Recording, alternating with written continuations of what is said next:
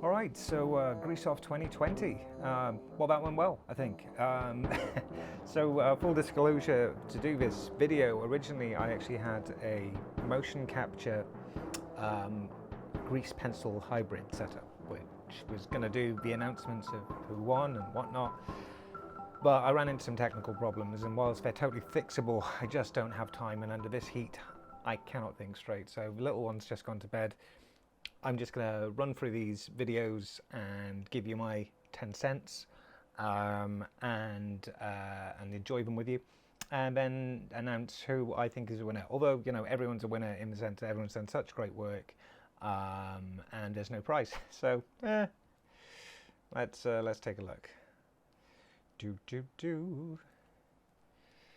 Titles. I love how quick it is to do titles with grease pencil. Like a minute to do something like that. It's nice. Dear One, wobbly. Lopo Isaac, giving it some blancmange. Very nice, very cool. Luciano doing that belly thing. A really good use of the filters in grease pencil. A nice study of that sort of wind surfing, sailing there. I thought that was really cool, actually. Ian Dowrout pulling some jelly. Finn showing his butt, putting his best side forward with a wobbly butt. And Zuga Master doing, I love the palette. Look at that thing move, it's just great. Steve rocking a sausage dog. Really good work. Carolyn, I love her style because it's really naive and stuff, and even though it's not necessarily the most technical prowess, and I've seen her work, she has technical prowess, it's got that real lovely Adventure Time quality. Jake Bullock, again, drawing onto surfaces and you know, 3D surfaces and animating, one of the many options you get. There too, vibrant depths. Lopo, again, doing some really nice palette work there, some nice gradients, working those depths. Gemma M, again, really nice underwater scene, just pushing in, nice bit of movement. Carolina, sorry. I love that.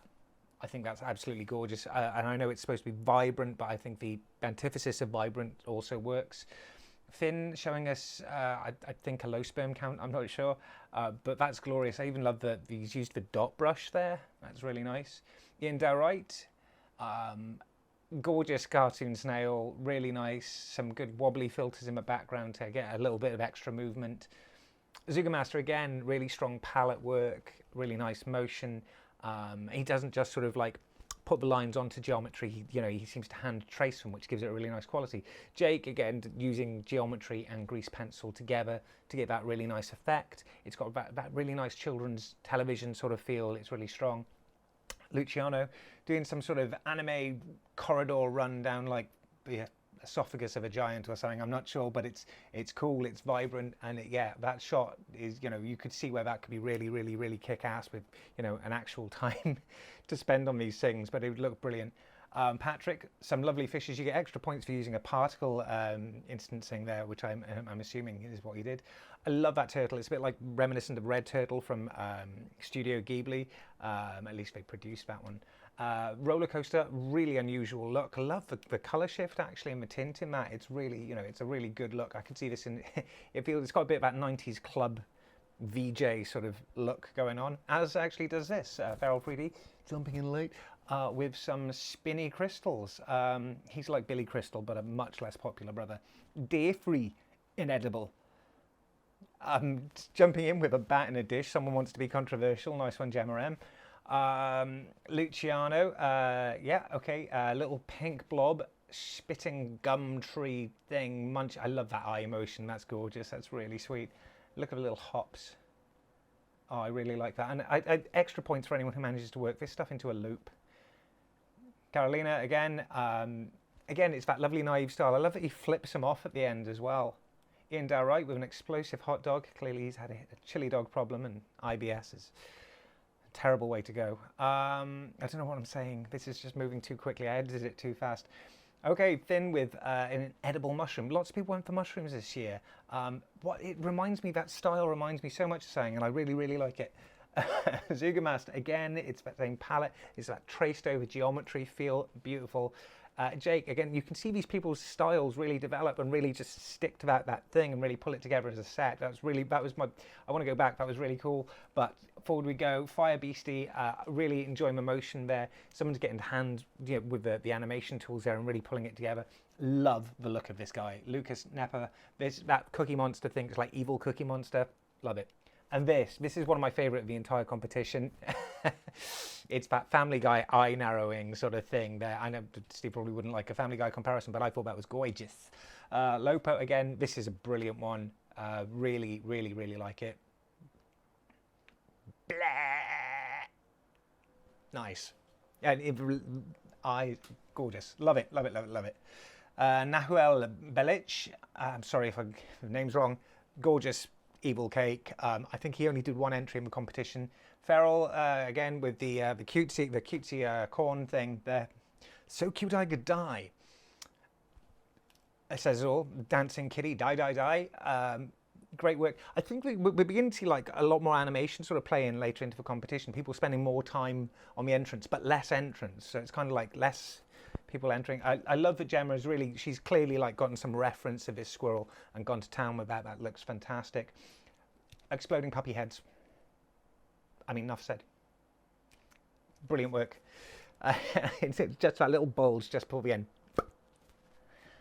Carolina with her Savage Kitty. God, that sounded wrong. Steve putting in this is like Tanganui head or something. It's again really nice, like really lovely drawing. Want to see a bit more story on that one, because yeah, Steve's always have that nice little surprise. It seems, and but that quality is gorgeous. Zugamaster again. Wow, that's one of my favorites of Zugamasters. I just how it inflates all of that is really, really nice. Again, it's like Steve style, Zugamaster style. Everyone's got this. You can like by day 4 you can really see whose work is who. It's really nice. Fisher coming in. It's day 4, and I think this might be the first entry they've put in. Beautiful drawing. Really nice work. Spencer Williams, again, a late entry into the competition, but I love that, particularly as a Welshman. I mean, that's basically porn for me. I know it's a boy one, but I am kinky. And yeah, Fire Beastie, again, you've been really consistent in this competition. Really, really love your work coming in. Little schoolgirls, knives, classic animation tropes, all good stuff. And that is one of the most adorable Paddy octopuses I've ever seen. I have to talk so fast, this is ridiculous. But that's lovely, and the little particles swirl around him. Really helps. Violence in the extreme. I can't believe how restrained you guys were. No gore. Except, well, someone getting gored by a bull. So Gemma M, again, going political. Jake, I love how you turned this into a loop. That's great. I don't know if it's the head that bounces off and becomes a cannonball, or just the cannonball continuing on. Carolina, again, it's just there's something in that naivety and emotion and stuff, how it comes together. But it's a joy to watch. It's not the most technically extreme sort of thing, but it's great. This one confused me because of the theme, violence in the extreme. Maybe they're like it's supposed to be like a gang of lads. The walk cycle's excellent anyway, and the adding that sort of the array to it really sort of brings it out, and it's good fun. I was a little confused thematically for it, but it works and it's cool as beans. Again, Zuga, this is such a nice interpretation of a brief with like the reflection in the eyes, particularly when this bomb goes off. That's so cool. Love it. I seem to be mucking around on this one. There we go. Getting it to play. This is some more from Thin. I'm assuming that this guy was looking at the other guy's butt from, day 1, and that's why we've got into a fight. Really cool stuff. This one, Lopo's really, really pulled out the big guns for the final day. This boxing thing looks great. The rim lights and everything, and the fog. Really, really, really enjoyed that. And okay, This one's got sound, so let's listen. I don't think you're gonna come in here like that, Mr. Fisker. With your big teeth and your big fins. Oh, you ate my brother? I ate your brother too. That's just the circle of life. Ah! Genuinely, I don't think you're gonna. genuinely, that one made me laugh. That was fantastic. Cool. And Steve, just to put us all to shame, did an entire short film. So yeah, let's just listen in on this one.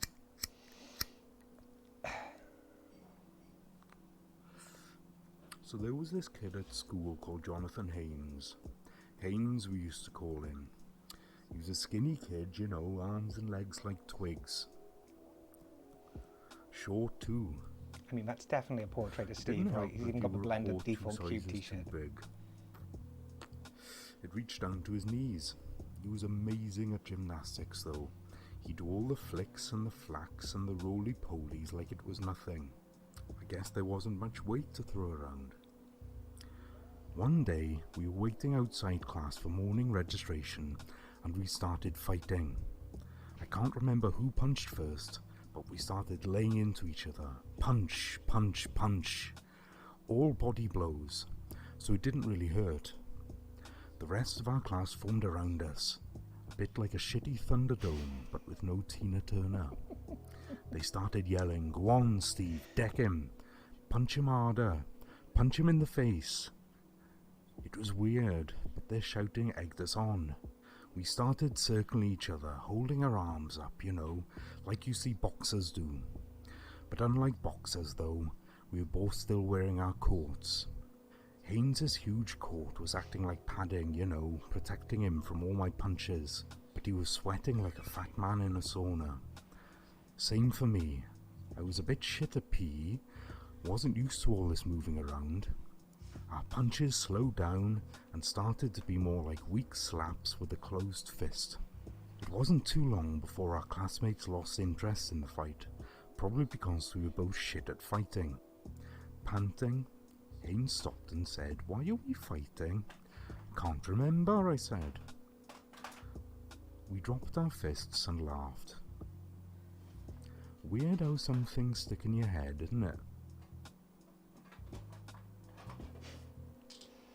Cool. So that's all of the animations for Grease Off 2020. I mean, finishing with basically a high quality short film. That's not a bad way to go. As I said, I think the standard's just been fantastic, and I've loved, seeing all the work come in. I think for me, this is, I think to draw a winner, I think it's a tie for me. Well, nearly. It's Steve and Zugamaster. I think just really, I think Zugamaster just takes it though, because consistently every day it's been this really solid thing. You could put those together in a pack and sell them. Do you know what I mean? They've got that sort of level of just polish and stuff, which is not something which we normally look for in a Grease Off. But and Steve's have just been wonderful. But yeah, for me, just takes the lead there. That said, you've all produced fantastic work, and I hope to see you all in Grease Off 2021 if the world hasn't ended by then. So that's it from me. Bye.